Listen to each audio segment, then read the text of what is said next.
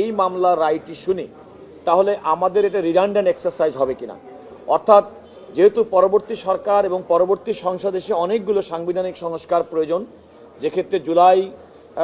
Charter বাস্তবায়ন অধ্যাদেশের মাধ্যমে উল্লেখ করা আছে, এই দুইটার মধ্যে একটা অসামঞ্জস্য তৈরি হতে পারে।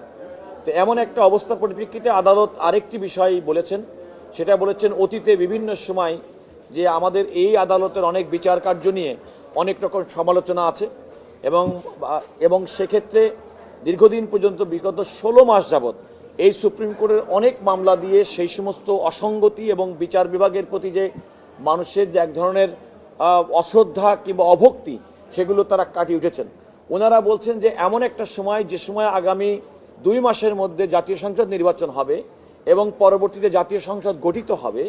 এবং যে সমস্ত বিষয়গুলো আমরা বলেছি আদালতের দৃষ্টিতে তার অনেকগুলো বিষয় যেগুলো পার্লামেন্ট করতে হবে। তো যেহেতু পার্লামেন্ট করতে হবে, ওনারা আসলে মূলত চেয়েছেন যে পরবর্তী নির্বাচন পর্যন্ত এবং পরবর্তী সংসদ গঠিত হওয়া পর্যন্ত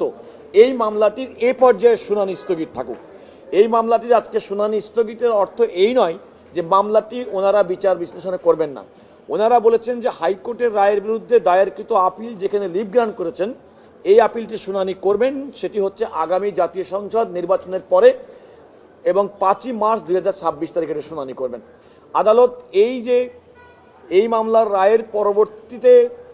উত্থাপিত বিষয়গুলো, তার মধ্যে জুলাই সনদ বাস্তবায়ন আদেশ এবং নির্বাচনের যে প্রক্রিয়া শুরু হয়েছে, এই বিষয়গুলো বিবেচনা নিয়ে শুনানিটা মুলতবি করেছেন মাত্র।